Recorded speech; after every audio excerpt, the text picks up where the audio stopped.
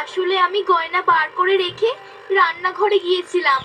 তারপরে এসে দেখি বাচ্চা দুটো বসে খেলছে। তাদের বলি ঘর থেকে বেরিয়ে যেতে। তারপর আবার আমি রান্নাঘরে যাই, এসে দেখি গয়না নেই।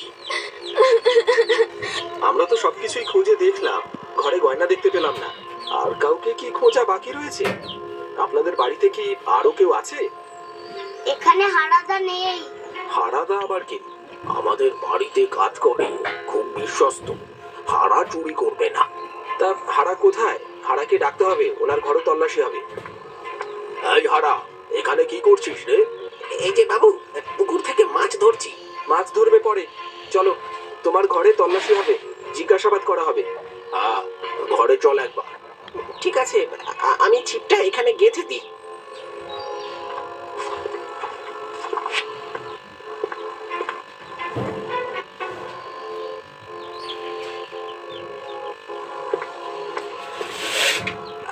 আমি কেন নেব? এ বাবা, ছি ছি। জমিদার বাবু, এ কি শুনতে হচ্ছে? এতদিন আপনার ঘরে কাজ করলাম, নুন খেলাম, আর এখন কি না আমাকে এইসব শুনতে হচ্ছে? জমিদার বাবু, আপনি তো নিজে দেখেছেন, শিবু ঘর থেকে দৌড়ে বেরিয়ে গেল। কিন্তু তাতে যে কিছুই প্রমাণ হয় না। দিদুন, আজকে কি মাছ হবে? তুমি কি হারাদাকে মাছ ধরতে বলেছো? না তো, মাছ ধরতে বলবো কেন? রান্না তো হয়ে গেছে। আপনারা যদি বলেন আমি শিবুকে আর শিবুর মাকে ধরে নিয়ে যেতে পারি, কিন্তু আমি জানি গয়না কোথায় আছে। কোথায় আছে মা? তাহলে এতক্ষণ বলনি কেন? দিদি ভাই, তুমি গয়না সরিয়ে রেখেছিলে। না, তবে আমি বুঝতে পারছি গয়না কোথায় আছে। হারাদা, তুমি বলবে নাকি আমি নিয়ে আসবো? না মানে, আমি কেন তোমাদের ঘর থেকে সোনার গয়না, হীরের গয়না নেব? তুমি মাছ ধরছিলে কেন হারাদা? আমার ইচ্ছে হচ্ছিল মাছ ধরতে। আরে হারা, তুই পুকুরে মাছ ধরছিলিস কেন? তুই তো জানিস পুকুরে সবে মাত্র মাছ ছাড়া হয়েছে। ছিপে পুকুর থেকে তুলে আনো, তাহলেই দেখতে পাবে। দেখুন স্যার, ছিপের সাথে একটা বাধা ছিল, এর ভেতরেই আছে গয়না।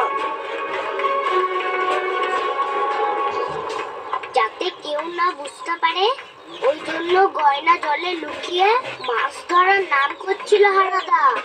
আগে আমার ভুল হয়ে গেছে বাবু। আসলে আসলে আমার ভীষণ টাকার দরকার ছিল। আমি আমি গয়নাগুলো দেখে লোভ সামলাতে পারিনি। আর কখনো করবো না বাবু। আমাকে আমাকে ক্ষমা করে দিন। আমাকে। তুমি এটা করতে পারলে হারাদা? এতটুকু বাচ্চার নামে তুমি দোষ চাপালে। আমরাও তোর কথা শুনে বাচ্চাটাকে কত ভুল বুঝেছি।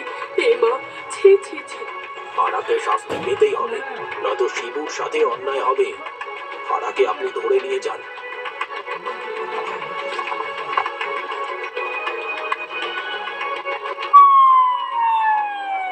আমাকে ক্ষমা করে দাও শিবুর মা।